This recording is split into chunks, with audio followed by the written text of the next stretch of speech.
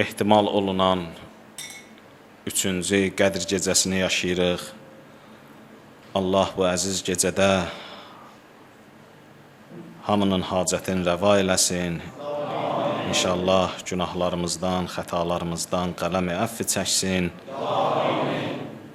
Allah Teala hər kəsin də duasını müstəcab eləsin inşallah. Müqəddəs Qədr gecəsidir və bu gecənin iki mühüm xüsusiyyəti var. Artıq 2 gecəni geridə qoymuşuq və yaşadığımız bu 3-cü gecənin 2 özünə məxsus xüsusiyyəti var ki, onlardan biri bu gecəyə böyük ehtimal var. Qədr gecəsi bilirsiniz ki, gizlin bir gecədir. Məlum deyil heç kəsə. Peyğəmbərə və məsum imamdan başqa bu gecə məlum bir gecə deyil ki, hansı gecədir. Sadəcə ehtimal verilir, amma bu 3-cü gecəyə böyük ehtimal var ki, böyük ehtimalla elə Qədr gecəsi bu gecə olmuş ola. Əbu Bəsir İmam Sadiq əleyhissalamın tələbəsidir. Deyir, mən bir gün gəldim ağanın yanına. Dedim, yəbnə Rasulillah, sənə fəda olum. O gecə ki, bütün ümidlər o gecəyədir, o gecə hansı gecədir? Həzrət buyurdu ki, ya 21-ci gecədir, ya da 23-cü gecə. Əbu Bəsir deyir, mən ərz elədim ki, yəbnə Rasulillah, əgər mənim gücüm olmasa hər 2 gecənin ikisini də ibadət eləməyə, ehya saxlamağa, onda mən hansını seçim? 21-ci gecəni seçim, ya 23-cü gecəni? Yəni, siz dəqiq mənə demədiniz ki, hansıdır?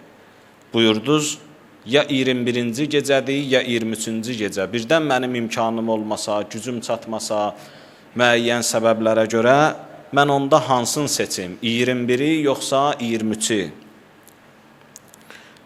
Həzrət yenə dəqiq bir məlumat vermədi. Demədi ki, ya 21-ini seç, ya 23-ü. Amma bir söz buyurdu. Buyurdu ki, nə asandır 2 gecə istəyinə çatmaq. 2 gecə istəyə çatmaq üçün nə asan gecədir. Yəni,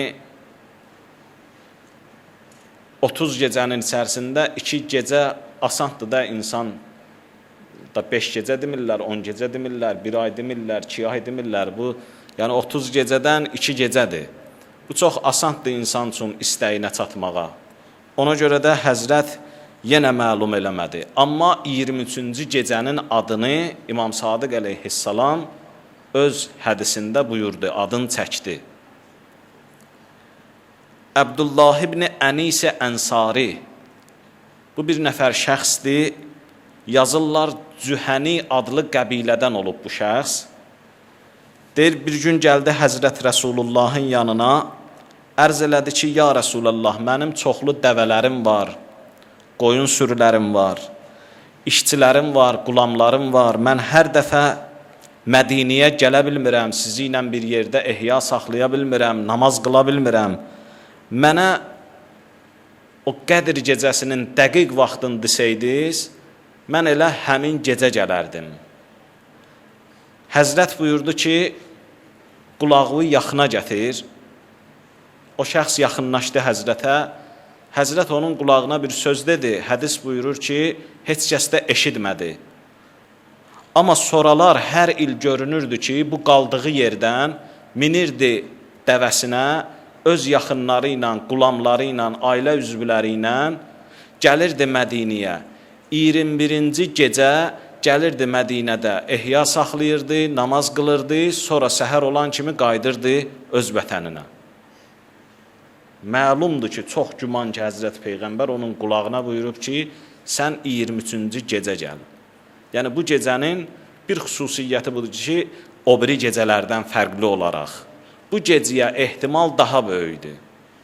Yəni, doğrudan da Əbu Bəsirin dediyi kimi, ümidlər, bax, bu gecəyədir ki, hədislərdə bu gecənin adı da gəlib. Bu birinci xüsusiyyət. İkinci xüsusiyyət, yenə başqa əhya gecələrindən fərqli olaraq, budur ki, bu gecə Qədir gecəsidir. Amma eyni zamanda da imzalanmaq gecəsidir. Bu gecənin adına həm də imza gecəsi deyirlər. Sənədlərin imzası, yazılan taleylərin imzası. Qədir gecəsi hər bir insanın bir illik taleyi müəyyənləşir. Yəni Allah Teala ildə bir dəfə, bir gecədə bütün insanların, bəndələrin taleyin müəyyən eləyir. Onların maddi, mənəvi, fiziki, sağlamlığını, ölümünü, ruzisini, ümumiyyətlə hər cəhətdən hər bir insanın bu gecə müqəddəratının təyin olduğu gecədir. Ona görə də Qədir gecəsinin adına Qədir gecəsi ona görə deyiblər. Yəni, təqdir olunan gecə. Ölçülərin, təqdiratın, müqəddəratın yazıldığı gecə. 3 gecə adətən biz keçiririk. Bu 3 gecənin adı hədislərdə gəlib. Mən sizə bir hədis oxuyacağam. Bu 3 gecənin bir-biri ilə bağlılığı haqqında. Hədis İmam-ı Sadiq əleyhissalamdandır. Buyurur ki, 19-cu gecə, yəni bizdə birinci əhya. 19-cu gecə taleylərin müəyyənləşən gecəsidir. 21-ci gecə onlara rəy verilən gecədir.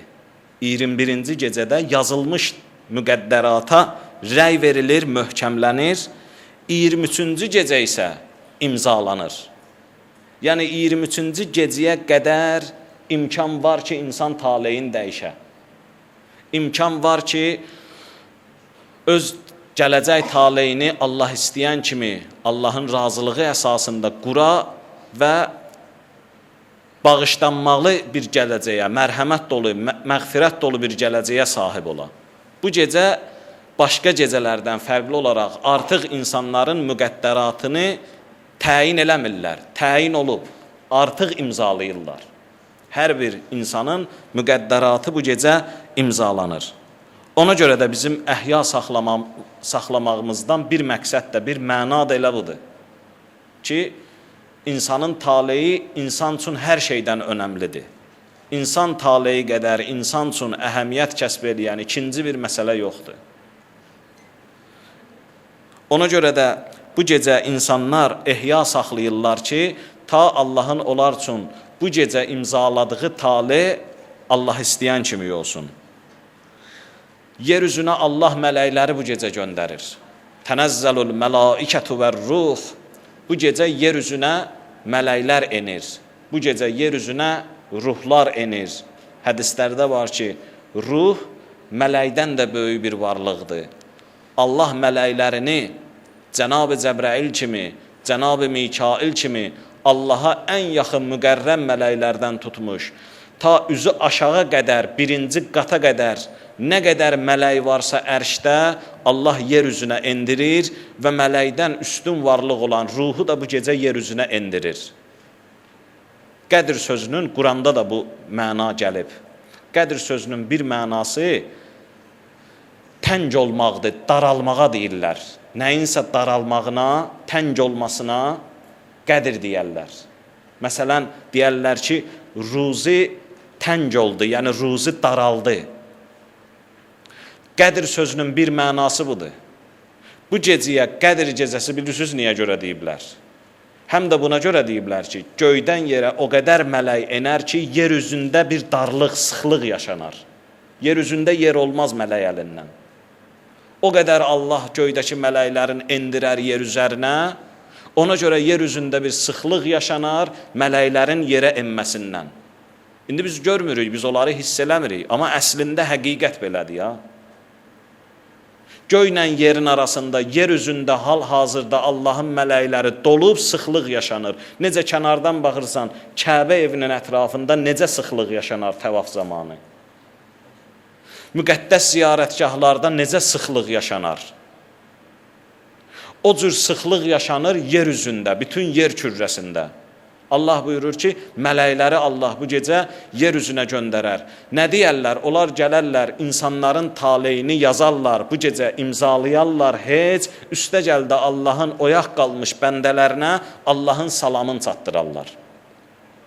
Mələklər insanlara salam verərlər. Nə böyük şərəfdir ki, Allah insan üçün mələyi göndərir. Doğrudan böyük bir fəxarətdir insan üçün ki, Allah mələyini insan üçün göndərir və deyir, get mənim bəndəmə salam decinə. Həzrət İbrahim Peyğəmbər buyurur ki, mən mələyin salamından aldığım ləzzəti heç nədə görməmişəm. Hədislərdə var ki, mələyin salamı nəticəsində idi ki, Həzrəti İbrahimin odu Gülüstana çevrildi. Allah əmr elədi ki, mənim mələklərim nazil olun, odun içərisində olan İbrahimə, məndən ona salam deyin. Mələklər gəldilər, Həzrəti İbrahimə salam verdilər. Hədislərdə var ki, məhz mələklərin salamının nəticəsində Allah Həzrəti İbrahim Peyğəmbər üçün atəşi, odu çevirdi Gülüstana.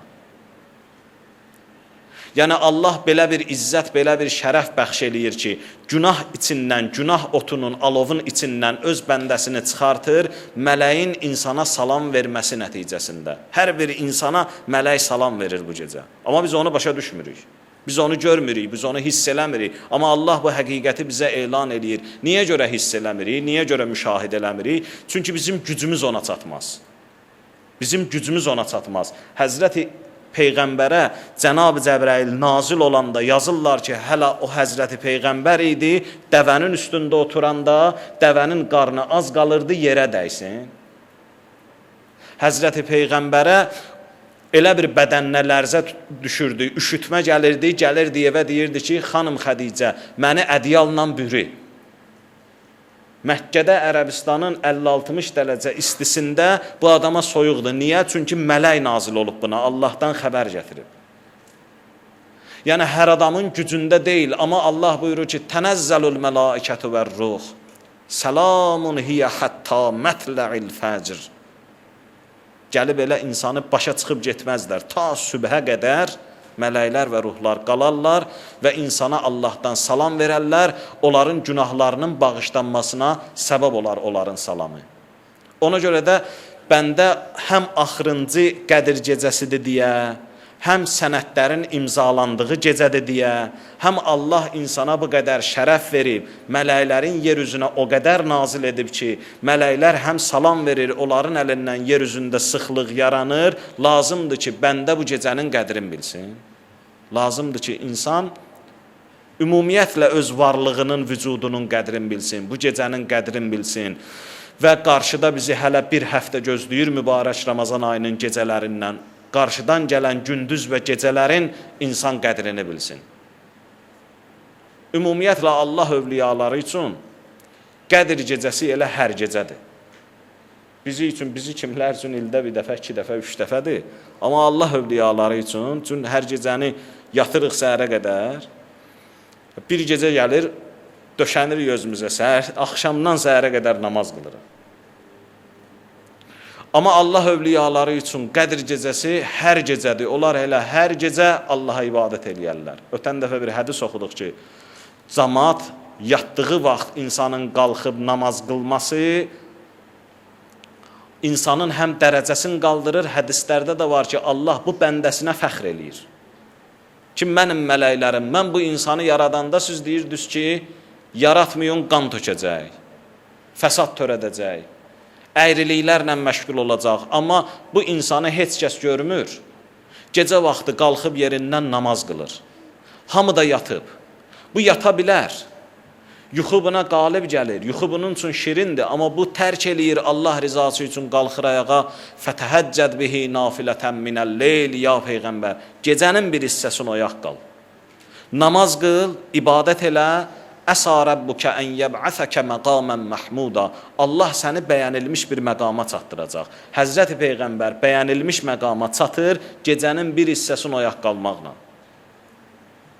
Gecənin bir hissəsini ibadət eləməklə.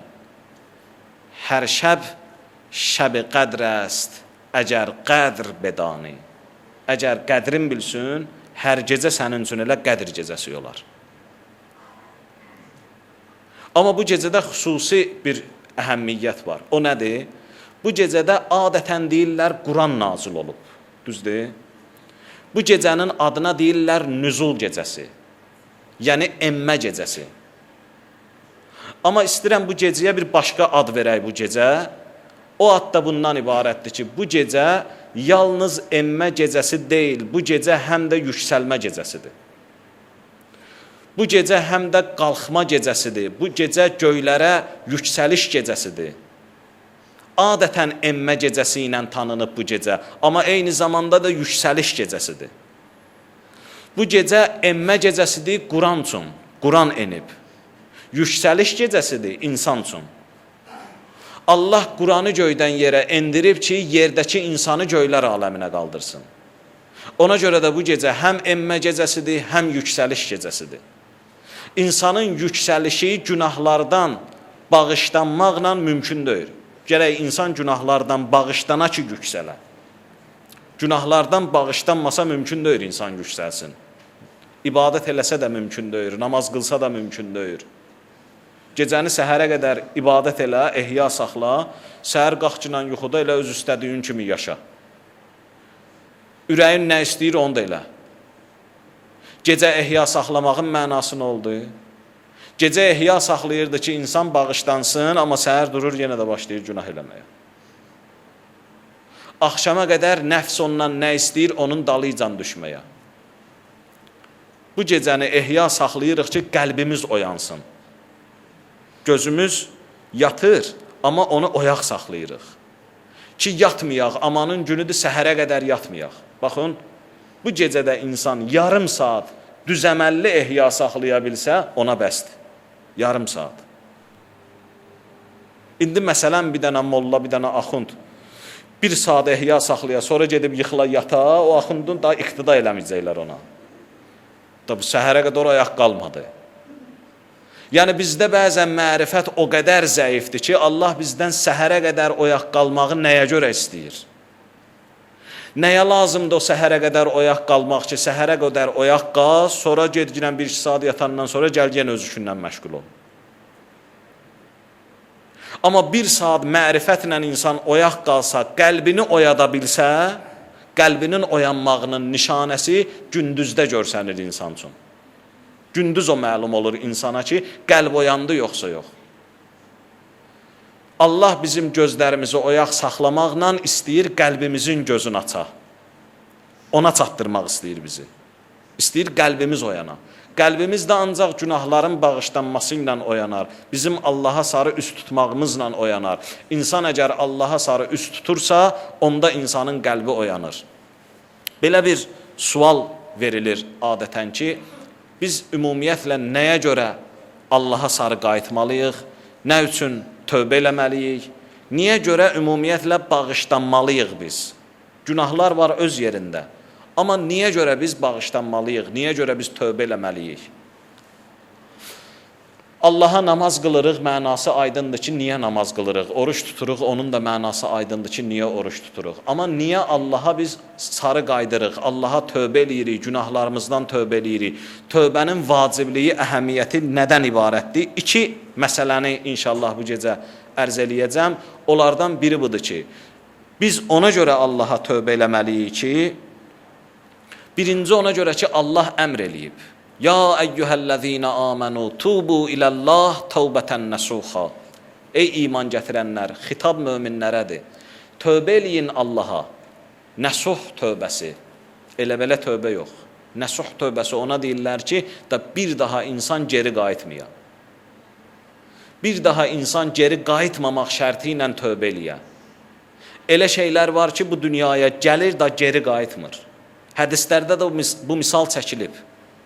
Necə inəyin südü döşündən çıxar, xaric olar, bir də geri qayıtmaz, insanın da tövbəsi o cür olmalıdır. Günahdan çıxdı da günaha qayıtmamalıdır.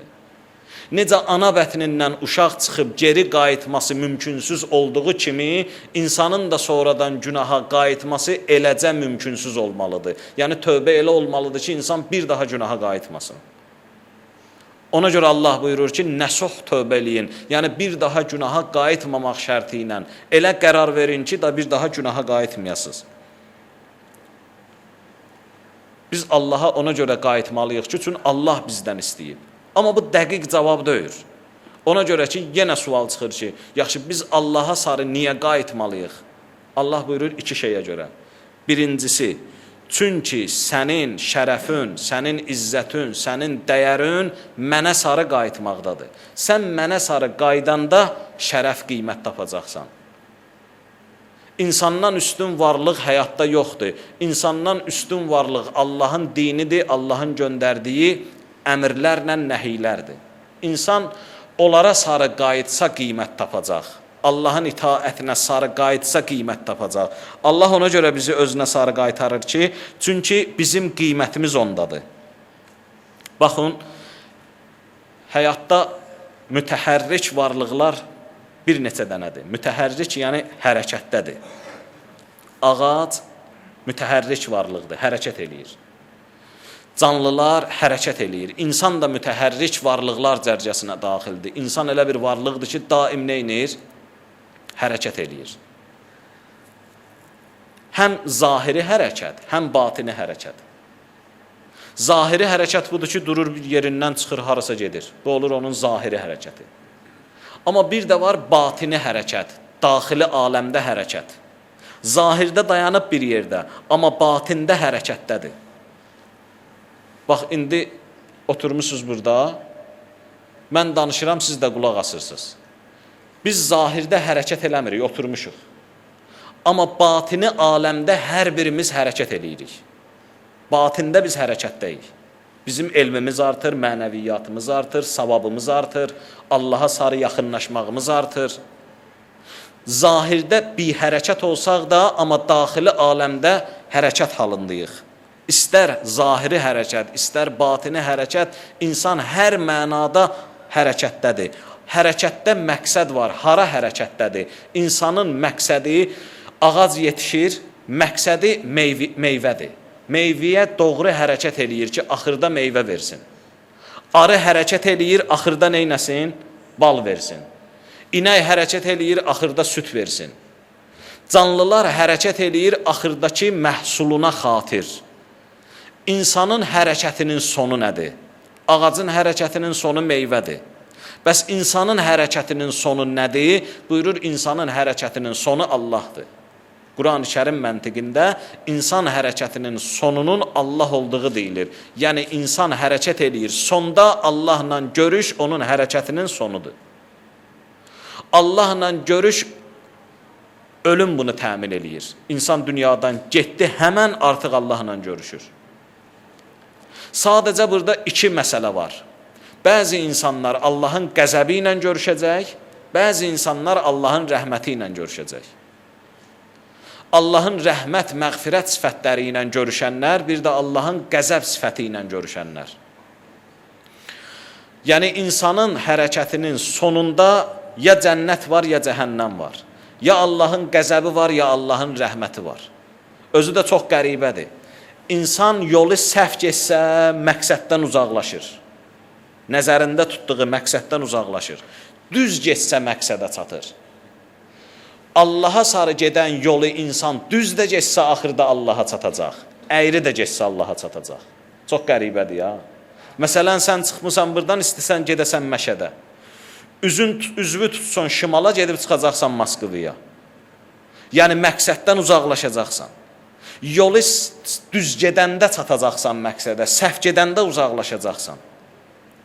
Allaha sarı insan gedir, burada bir fərq var. İnsan yolu səhv də getsə Allahla görüşəcək axırda, düz də getsə görüşəcək.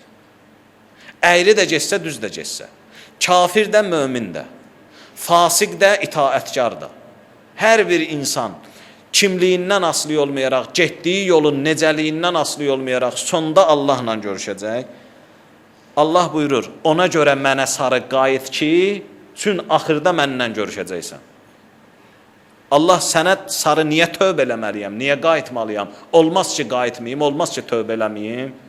Buyurur, tövbə insan eləməlidir. Ona görə ki, insanın hərəkətinin sonu Allahdır. Həzrət İmam Musa Kazım əleyhissalam Harun ər-Rəşidin zindanında yatırdı. 10 ildən çox ağa o məlunun zindanında, həbsxanasında məhbus həyatı keçirdi. Bir məktub göndərdi İmam Musa ibn Cəfər ağaya. Açdı, oxudu, ağa məktuba cavab verir. Belə bir söz deyir. Deyir, Harun, sən də gedirsən, mən də gedirəm. Sən də hərəkətdəsən, mən də hərəkətdəyəm. Sənin də günlərindən azalır, mənim də günlərimdən azalır. Sənin də ömründən gedir, mənim də ömrümdən gedir. Bu cəhətdən heç fərqimiz yoxdur. Sən də gedirsən, mən də. Amma fərqimiz nədədir? Fərqimiz bundadır ki, sənin yaxşı günlərindən azalır, gedirsən pis günlərə sarı. Ləzzət günlərindən azalır, gedirsən acı günlərə sarı. Mənimsə əksinə, acı günlərimdən azalır, gedirəm şirin günlərə sarı. Hər ikimiz hərəkətdəyik, bu cəhətdən fərqimiz yoxdur. Amma fərqimiz bundadır ki, səndə azalan şirin günlərdir, məndə azalan acı günlərdir. Sonda sən Allahın qəzəbi ilə, cəhənnəmi ilə qarşılaşacaqsan, mən isə Allahın şirin nemətləri ilə. Ukuluha daimun və zilluha. Allahın orada nemətlərinin hamısı, Allahın o kölgəsi nədir? O da deyir əbədidir. Kölgə çəkilməz. Dünyadakı kölgə dayan bir saatdan sonra çəkiləcək. Məcbursan sən də gedəsən o tərəfə. Cənnətin buyurur, kölgələri çəkilməz. Cənnətin kölgəsi sənin ixtiyarındadır. Sən istəməsən, kölgə çəkilməyəcək. Allah bütün ixtiyaratı verəcək öz bəndəsinin əlinə. Belə bir şirin günlərə sarı mən gedirəm. Buna görə Allaha öz şükrümü bildirirəm, həmd-i sənamı bildirirəm. Mən buna görə sevinirəm ki, acı günlərimdən azalır. Sən isə əksinə ağlamalısan, narahat olmalısan, amma elə deyilsən. Allah buyurur ki, mənə sarı tövbə eləməlisən, ona görə ki, çün sonda dönüş nöqtən mən olacam. Hamı tərk eləyəcək səni, gedəcək. Hamısı. Kim olursan ol cinan. Axırda 5-10 nəfərin çiynində gedəcəksən o torpağın altına. O övladlar, o var, o dövlət heç nə, milyardlar ola xeyri olmayacaq. Çox qəribədir ya. Milyardı olan insanı götürürlər çiyninə, 10-12 adam aparırlar. Güc yoxdur ki, onu saxlasınlar.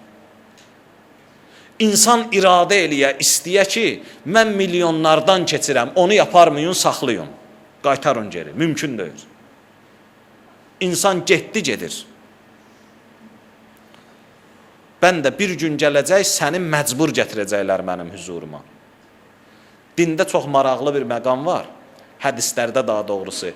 Hədislərdə buyurur, bəzi şeylər var ki, ey insanlar, onlarda çalışın siz qabağa düşəsiz. O məsələlərdə siz qabaqlayın. Onlardan biri nədir? Hədisdə buyurur, hasibu qablə ən tuhasəbu.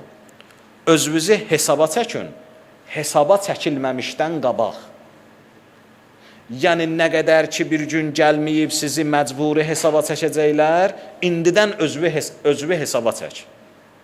Yəni, hesab günün qabaqla. Bir maraqlı hədisdə var, buyurur, mutu qablə ən təmutu. Ölümü qabaqla, ölüm səni öldürməmişdən qabaq, sən özün ölgünən, ölməmişdən qabaq. Ölün ölməmişdən qabaq. Yəni, bir gün gələcək, onsuz da Cənab-ı Əzrail səni öldürəcək, canvı alacaq. Sən indidən özün öz nəfsüvün qabağını al, onu öldür, səni öldürməmişdən qabaq. Bəzi məsələlər var ki, hədislər bizi çağırır ki, insan qabaqlamalıdır, hesabı qabaqlamalıdır, ölümü qabaqlamalıdır. Onlardan da biri tövbədir, Allaha qayıdışdır. Yəni, insan, nə qədər ki, insanı məcbur aparmayıblar Allah hüzuruna, özü öz xoşu ilə gəlsin. Biz əgər sual versək ki, niyə insan Allaha sarı qayıdıb tövbə eləməlidir? Çünki onsuz da axırda Allaha sarı qayıdacaq. Qoy elə indidən öz xoşu ilə Allaha sarı qayıdsın ki, axırda məcbur qaydanda işi orada çətinə düşməsin. Onsuz da məcbur insanı aparacaqlar Allahın hüzuruna. Quran ayəsi var, buyurur, bəzi insanları bu dünyadan bilirsiniz necə aparacaqlar?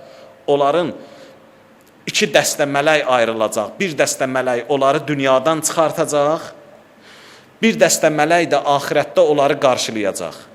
Dünyadan insanı çıxartan mələklər onu arxadan vuracaqlar. Axirətdə onu qarşılayan mələklər də onun üzünə vuracaqlar. Ayətullah Şahabadi böyük İslam alimlərindəndir. Bu ayəni izah eləyəndə deyir ki, rəhmətli Xomeyni ağanın da ustadı olub. Deyir ki, o arxadan vurmanın mənası budur ki, yəni da çıx sən burada bir iş görə bilmədin. O ki, üzdən vururlar axirət mələkləri, baxırlar, görürlər ki, bu dünyaya üzü qara gəlib, əli boş gəlib. Ona görə də onlar üzündən vururlar. Bir ömür insan yaşayır, üzü qara gedir Allah huzuruna. Ona görə deyir, indidən gəl bəndən mənim huzuruma. Orada məcbur gətirəndə səni işin çətinə düşməyə. Niyə tövbə eləməliyik? Adam var, sual verir. Niyə mən tövbə eləməliyəm? Eləməsəm olmaz? Deyir, tövbə qayıtmaq deməkdir. İnsan özü indidən öz xoşu ilə qayıtmalıdır. Çünki axırda onsuz da qaytaracaqlar. Özü də bu sözün içində qəribə bir incə məna var. Onu da ərz eləyim, keçim ikincisinə. O məna budur. Deyir, qayıtmaq, Allaha qayıtmaq. Bu qayıtmağın içində bu məna var ki, yəni insan əvvəlcədən o qayıtdığı yerdə olub. Ki, indi qayıdır. Məsələn, bir adam vətənindən çıxıb, gedib hansısa bir xarici ölkəyə. Bir müddət qalır orada, indi o qayıdır vətəninə. Ona deyirlər ki, həmin adam səfərə çıxanda deyirlər, bu adam çıxdı səfərə, getdi. Gələndə deyərlər, qayıtdı. Qayıtmağın içində bu məna var ki, insan əvvəldən burada olub. Allaha sarı qayıtmaq nə deməkdir? Yəni, insan əvvəlcədən Allahın yanında olub. Yəni, bəndəm, səni mən aparmışam, göndərmişəm ora, dünyaya. Sən mənim əvvəl yanımdaydın axı. İnna lillah və inna ileyhi raciun. Biz Allaha məxsusuq, Allahınıq. Biz Allahın mülküyük. Biz ki, Allaha sarı qayıtmalıyıq. Niyə? Sanki Allaha sarı qayıtmağımız özümüzə qayıtmaq deməkdir. İnsan bu dünyaya gəlir, bu dünyada yaşayanda özündən uzaqlaşır. Allaha qayıdış, yəni insanın özünə, kökünə qayıdışı deməkdir. Öz əsl vətəninə qayıdışı deməkdir. Allah buyurur, ona görə tövbə eləməlisən ki, çünki sən məndən çıxmısan, mənə sarıda qayıtmalısan sən. Sən öz vətənvə qayıtmalısan, özvə qayıtmalısan.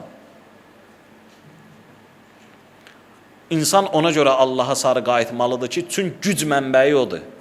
İnsan Allaha sarı yaxınlaşdıqca güclənir. Nur mənbəyi odur. Allaha yaxınlaşdıqca nuraniyyəti artır. Allaha yaxınlaşdıqca dəyəri artır. Uzaqlaşdıqca zəifləyir. Bax, görün, oruç tutmaq. İnsan oruç tutmaqla nə qədər güclənir. Gücləndikcə yaxınlaşır Allaha. Sanki güc mənbəyinə yaxınlaşır. Əvvəldə insan özünə inanmır. Deyir, mənlik deyir oruç tutmaq. Qardaş, niyə sənlik deyir? Yox, bacarmaram mən. Baxırsan ki, maşallah, boy bunda, buxum bunda, hər şey bunda. Deyir, yox, bacarmaram mən. Sən hər şeyi bacararsan, bir 17 saat ac qalmağı, susuz qalmağı bacarmarsan. İnsan oruç tutmaqla iradə güclənir. İstək güclənir. Sanki orucluq insanı yaxınlaşdırır o həqiqi güc mənbəyinə. O həqiqi güc mənbəyinə yaxınlaşanda insan güclənir. Odur rəhmətli Xomeyni ağanın sözü var, deyir ki, iqtisadi böhranla bizi sıxsalar, bizim Ramazanımız var. Ölümlə qorxutsalar, Kərbəlamız var. Bizi kim ölümlə qorxuda bilər? Kərbəlamız var. İqtisadi böhranla kim qorxuda bilər? Orucumuz var. Biz 17 saat, 18 saat ac qalan insanlarıq. Biz üçün fərqi yoxdur. Qoy qorxsunlar o insanlar ki, gündə ac qalmağa öyrəşməyiblər. Görürsünüz, çətinlik görən ağacla bağban nəvazişi görən ağacın möhkəmliyi eyni deyil. Meşədə böyüyən ağacla bağbanın bağında böyüyən ağacın möhkəmliyi bir deyil. Allah bəzən insanları salır bilə-bilə çətinliyə ki, insanlar möhkəmlənsin. Sadəcə indi hərəsini özünə məxsus, öz səviyyəsinə görə. Elə insanlar var ki, onları övladını kəsməklə, öldürməklə, qurban verməklə sınağa çəkirdi. Amma bizim gücümüz ona çatmaz, bizi də bir başqa şeylə imtihana çəkir. Deyir, o Həzrət İbrahim Peyğəmbər idi. Onu mən oğlunu İsmaili qurban kəsməklə sınadım. Sən də İbrahim Peyğəmbər deyirsən axı. Səni mən 5 manat verməklə sınayıram. Sənə bir 5 manatı ver görün. Verə bilmirsənsə, sən oğlunu hardan verə bilərsən? O məqama çatmışdı, artıq onun imtihan səviyyəsi o idi. Sənin səviyyən budur. Sən balacadan başla, yavaş-yavaş Allah səni böyüdəcək. İnsanı Allah bu cür böyüdür. Ona görə Quran buyurur ki, "Vəstəinu bis-sabri vəs-sala." Gəlin namazdan kömək alın. Namazdan kömək alın. Bir zaman oldu, İslamda "Hayya ala xeyril əməli" çıxartdılar azandan. Dedilər, azanda "Hayya ala xeyril əməl" tarixdə var bu. Hayya ala xeyril əməl deyilməsin. Nəyə görə? Çünki mənası nədir? Tələsün əməllərin ən yaxşısına. Düz? Mücahid cihad meydanında döyüşür. Azancı o tərəfdən azan verəndə deyəndə ki, tələs əməllərin ən xeyirlisinə, o fikirləşəcək ki, əməllərin ən xeyirlisi nədir? Namazdır, qoy elə döyüşü qoyum, gedim namaz qılım da. Belə fikirləşməsin deyə o azandan o sözü çıxartaq ki, qoy mücahid döyüşdən qalmasın. Amma bizim sözümüz nədir buna? Bizim sözümüz budur ki, "Hayya ala xeyril əməl" doğrudan da elə əməllərin ən yaxşısı nədir? Namazdır. Niyə? Çünki namazda insan Allahdan elə mənəvi güc alır ki, o gücün sayəsindədir ki, döyüş meydanında qalib gəlir. İslamın əvvəllərində 2-ci xəlifə Ömər bin Xəttabın dövründə müsəlmanlar Rumla, İranla böyük-böyük müharibələr elədilər. Tarix yazır ki, müsəlmanın silahı düşmən tərəfinin silahın yanında bir taxta parçasının qılınc yanında olmasına bənziyirdi. Müsəlmanın silahı onların silahının yanında heç nə idi. Amma hamısında müsəlman ordusu qalib gəldi. Nə ilə? Həmin o namazla. Həzrət Əli əleyhissalam döyüşün qızğın çağında yuxarıda günorta vaxtı günəşi axtarır. İbn Abbas soruşur, ağa nə axtarırsan? Deyir, görüm ki, gün günorta olub yoxsa yox. Deyir, tutaq ki, olub. Döyüşün qızğın vaxtında nə namaz? Günorta olubsa namaz qılaq, dedi. Ya Əli, əgər günorta olubsa da nə namaz? Dedi, biz elə buna görə vuruşuruq. Ki, insanlar namaz qılsınlar, insanlar Allahla əlaqə qursunlar, rabitədə olsunlar, tam mənəvi güc alsınlar ondan. Namaz qılan, oruç tutan insanın mənəviyyatı güclənir və Allaha yaxınlaşır. Allaha bu əməllər insanı yaxınlaşdırdıqca da insan güclənir.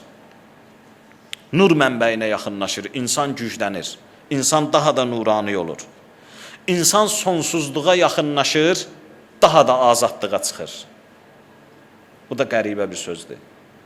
Allaha yaxınlaşmaq sonsuz, məsələn, bir var ki, sən birinə yaxınlaşırsan, axır çatırsan.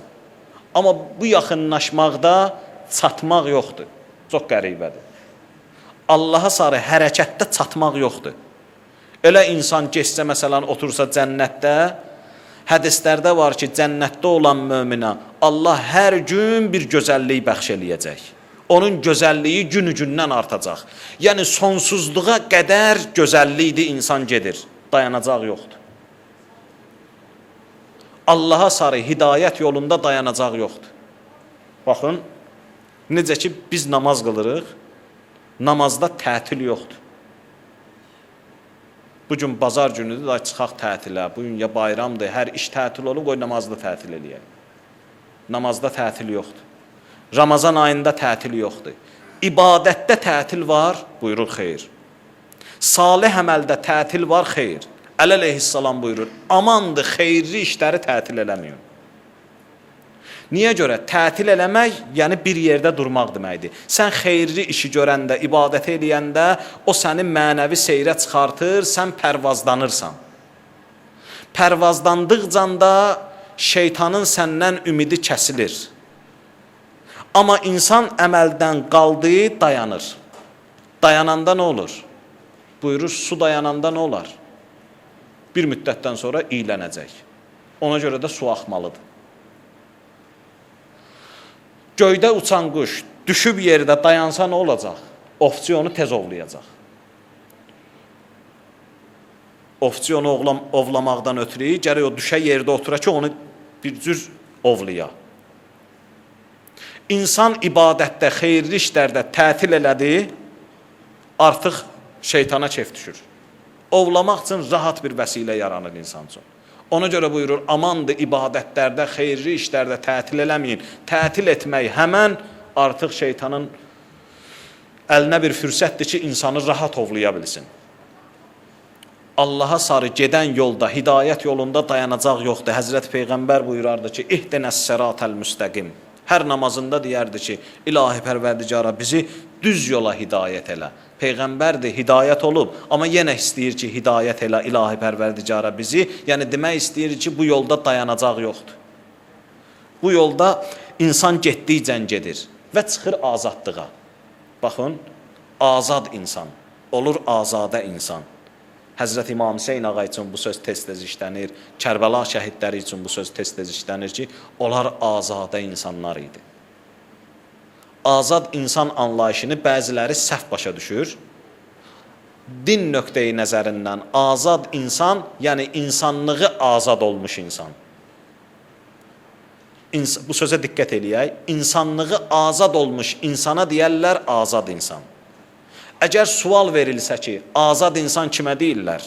Çoxları cavab yazacaq ki, ürək istəyən işləri eləyə bilən şəxsə azad insan deyirlər. Amma dinin cavabı nədir? Dinin cavabı budur ki, insan insanlığını müstəqil eləyə bildirsə, azadlığa çıxarta bildirsə, o olur azad insan. Necə yəni? Mənası budur ki, insanın daxilində iki dənə qüvvə var, insani hisslər, heyvani hisslər.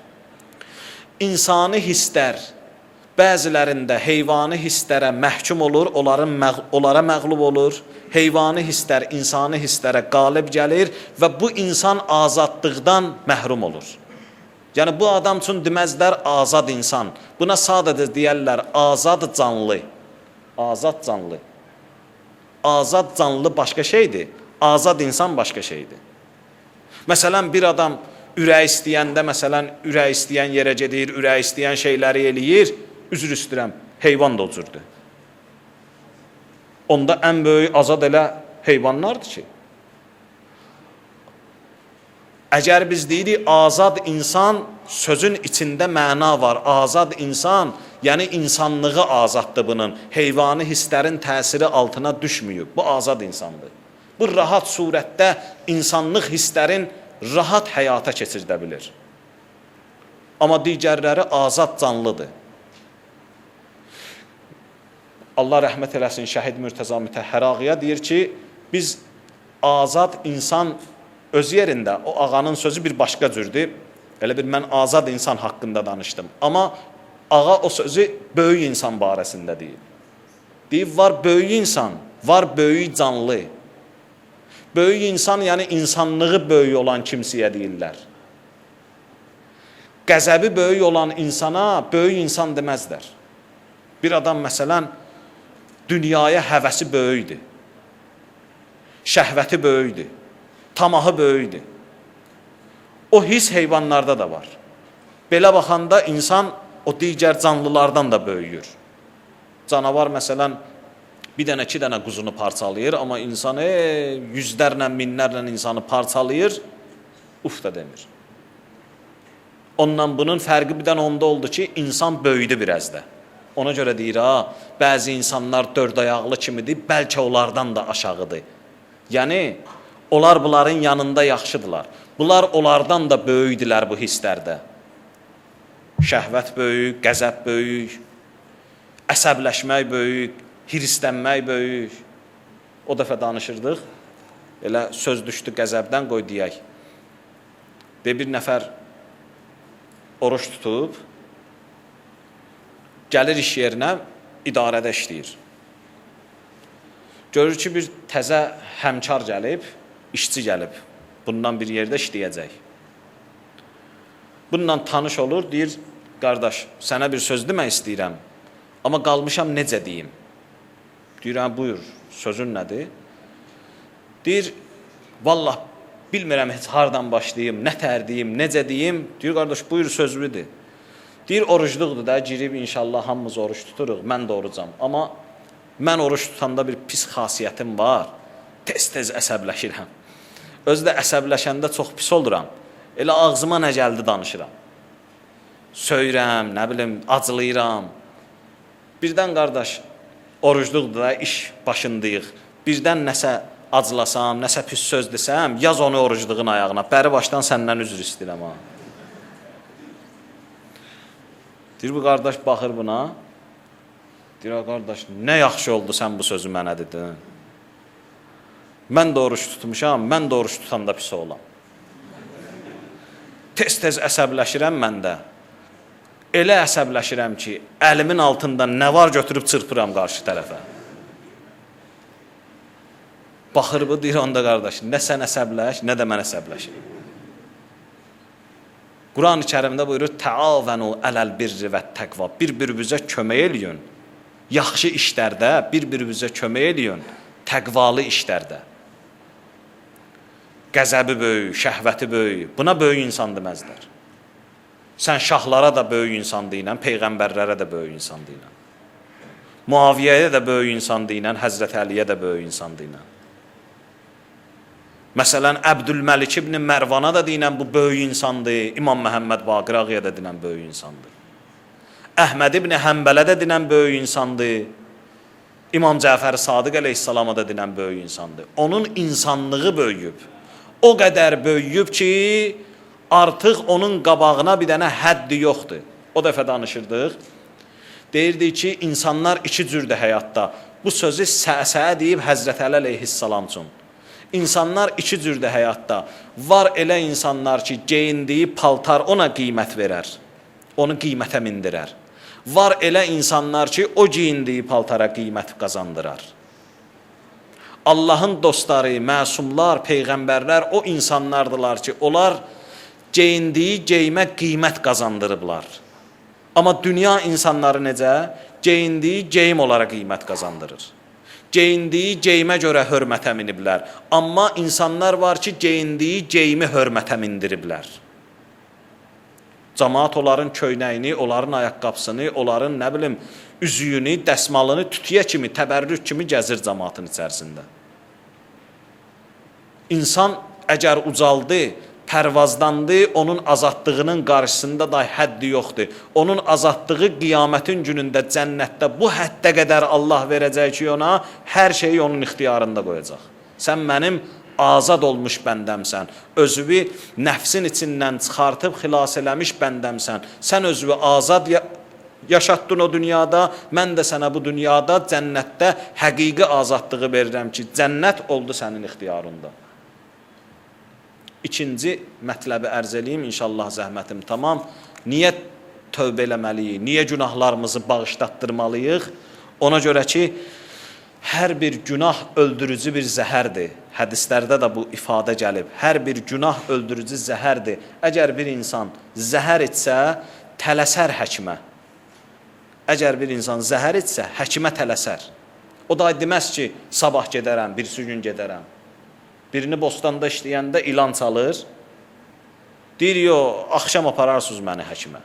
Ya qalsın, sabah apararsınız məni həkimə. O dəqiqə tələsəcək. Allah buyurur ki, mənim bəndəm günahdan tövbəni ona görə eləməlisən ki, o səni yandıracaq. O səni məhv eləyəcək, o səni aradan aparacaq. Ona görə çox insanlara deyəndə ki, tövbə, deyir məsələn, filan vaxtı eləyərəm. Qoy oğlumun toyunu eləyim, inşallah ondan sonra eləyəcəm.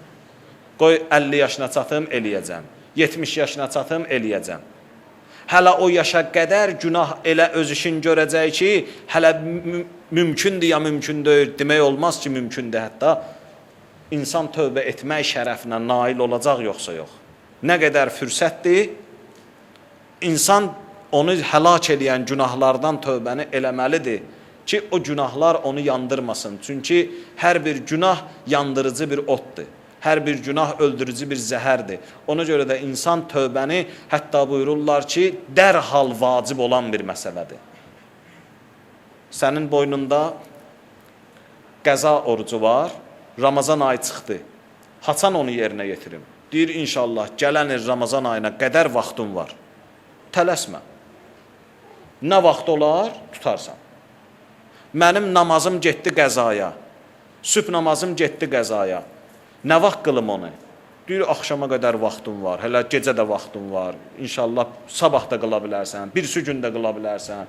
Yəni, vacib deyir ki, məsələn, dərhal qılasan. Amma elə şeylər var ki, dərhal olan vacibdir. Onlardan biri tövbədir. Tövbə elə bir şeydir ki, insana dərhal vacibdir o. Gecikdirmək olmaz.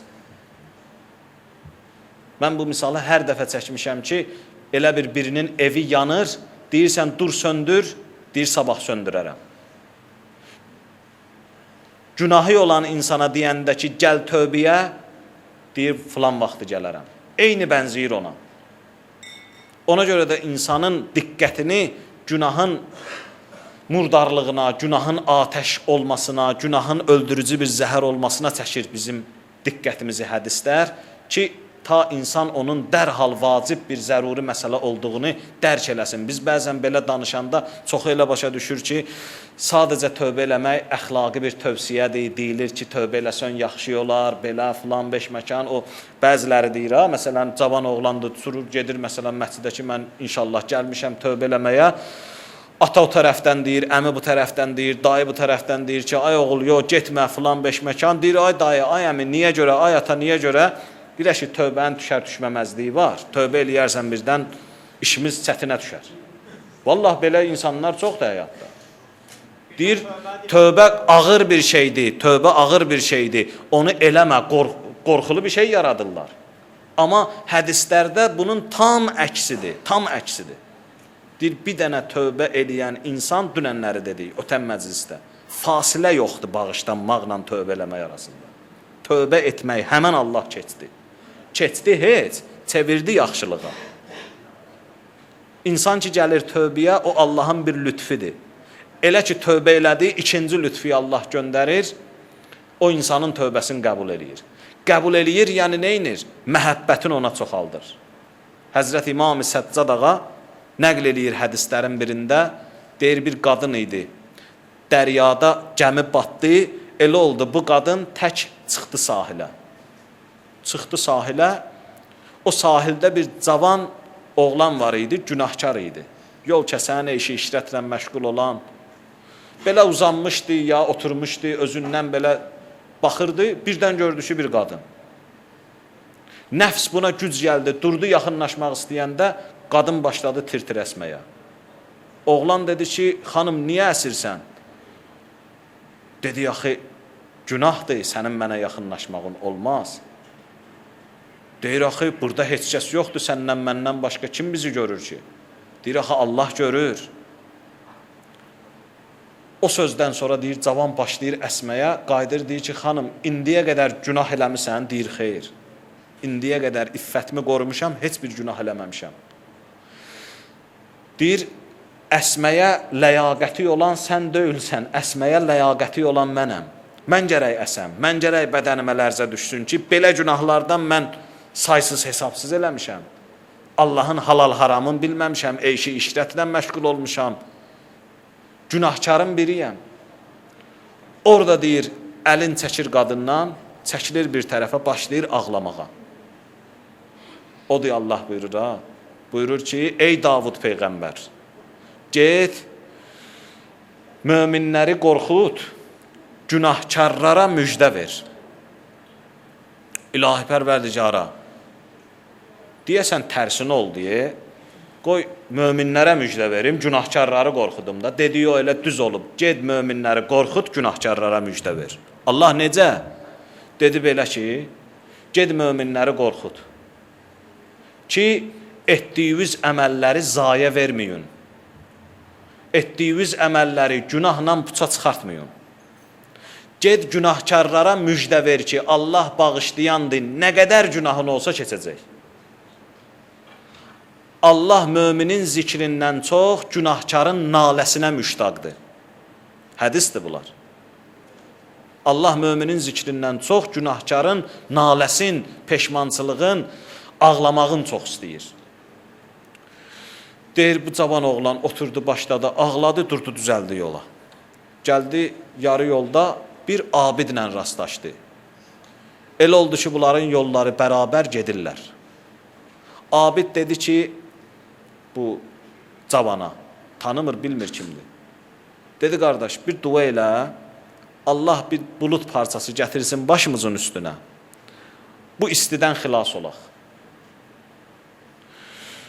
Dedi, mən günahkarın biriyəm, mənim duam qəbul olmaz. Yenə səndə qəbul olar. Sən abid insansan, mömin adamsan. Sən dua elə, mən eybi yox, amin deyərəm. Abid əllərin qaldırdı, dua elədi. Çox keçmədi, başının üstünə bir bulut parçası gəldi bunların. Hər ikisi gedirlər. Həzrət Peyğəmbərin yazırlar ki, kölgəsi olmayıb. Başının üstündə daim gedəndə bulut parçası olub. Kölgəsi olmayıb.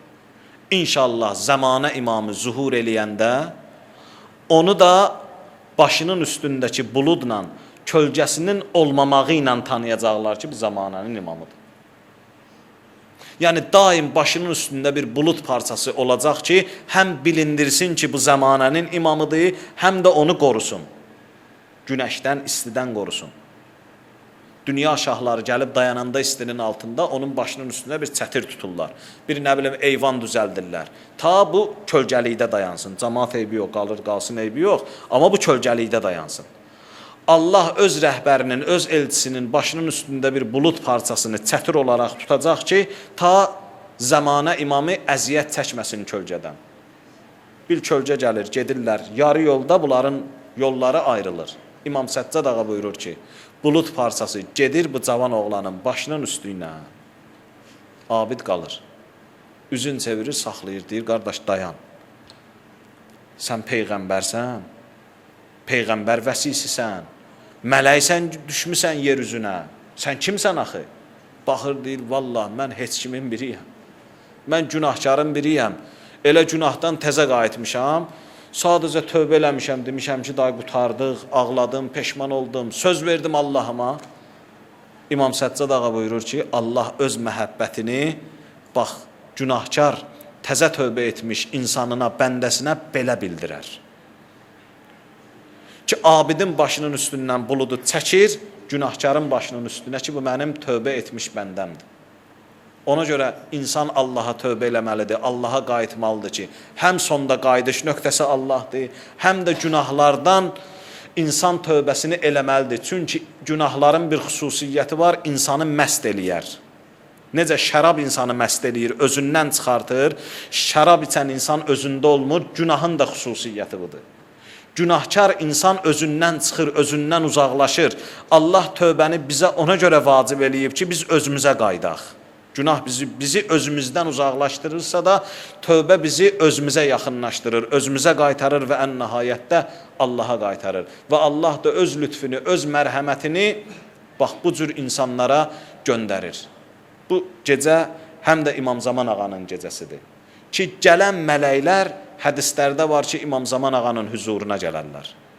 İmam Zaman ağanın huzuruna təqdim eləyərlər. Hədislərdə var ki, İmam Zaman ağadır ki, bu gecə insanların müqəddəratını imzalayır. Baxır, oxuyur. Və onları imzalayır. Nəhl surəsinin 2-ci ayəsi gedib özünüz də oxuya bilərsiniz. Buyurur, Yunezzilul melaikətu bir ruh. Allah mələklərini ruhla göndərir. Mələklər ruhla yer üzünə enirlər. Min əmrihi. Allahın işlərindən ötürü. Kimə enirlər? Kimin yanına gəlirlər onlar? Əla mən yəşəu min ibadihi. Allahın istədiyi bəndələrinin yanına. Allah öz bəndələrinin içərisindən istədiyini seçir, mələkləri onun yanına göndərir. Niyə görə? Sən deyərsən İmam Zamanın yanına mələyin gəlməsinin nə mənası var? Çünki bu gecə həm də İmam Zamanın gecəsidir. Belə deyilir, belə şöhrət tapıb, həm də 3-cü Qədir gecəsi, 23-cü gecə imzalanmaq gecəsidir ki, İmam Zaman ağa imzalayır, hədislərdə var, mələklər də onun huzuruna gəlirlər. İmam Sadiq ağadan soruşdular ki, Yəbnə Rəsulillah, siz Qədir gecəsini dəqiq bilirsiniz nə vaxtı? Həzrət buyurdu ki, necə bilməyim, halbuki o gecə mələklər mənə nazil olur. Sən deyərsən ki, mələk Həzrət İmam Zaman Ağaya niyə nazil olur? O da Allahın bir lütfidir. Bununla sözümü tamamlayıram. O da Allahın bir lütfidir. Necə? İmam Zaman baxır, oxuyur. Dua eləyir. Allahın bəndələri üçün, möminlər üçün, məxsusən möminlər üçün imam dua eləyir. Duası da bundan ibarətdir ki, İlahi Pərverdigara, mən bu mənim bəndəmin, mənim şiəmin, daha doğrusu Allahın bəndəsi, mənim şiəmin taleyinə, yazılmış sənədinə baxdım. İmam Zamanın duası budur ki, İlahi Pərverdigara, buradakı günahları əff elə onun üçün. Savablarda da o adamı müvəffəq elə. Yəni Allah istəyir ki, bizi İmam Zaman kimi bir kamil şəxsiyyətin, məsum bir insanın duasını bizim halımıza şamil eləsin. Ötən dəfə dediyi bu sözü ki, biz İmam Zaman ağanın canına dua eləyirik. Ona görə ki, üçün ədəbdə qarşılıq var. O da bizim canımız üçün dua eləyir. Yəqinən dua eləyir. Biz onun üçün dua eləyirik ki, o da bizim üçün dua eləsin. Onun bizim duamıza görə biz İmam Zaman ağanın canına dua eləyirik ki, Allah İmam Zaman ağanın vücudunu səlamət elə. Yəqin ki, ağa ədəbdən kənar davranmaz. Ədəbin qaydasıdır ki, o da qaydar deyər, Allah sənin də canını sağ eləsin. Allah sənin də ömrü və bərəkət versin. İmam Zamanın duasına düşməkdən ötürüdür ki, biz İmam Zaman ağanın canına dua eləyirik. Ki, İmam Zaman ağa da bizim canımıza dua eləsin. Allahın o da bir lütfüdür bəndələrinə ki, mələkləri o tərəfdən göndərir ki, salam ver. İmam Zamanı bu tərəfdən məmur eləyir ki, onlar üçün dua elə. Ona görə də Allah Teala hər kəsin ibadət itaətini qəbul eləsin. Allah Teala inşallah dünya və axirətdə bizi öz mərhəmətindən, məğfirətindən ayrı salmasın. Allah Teala bizi İmam Zamanla məhşur eləsin.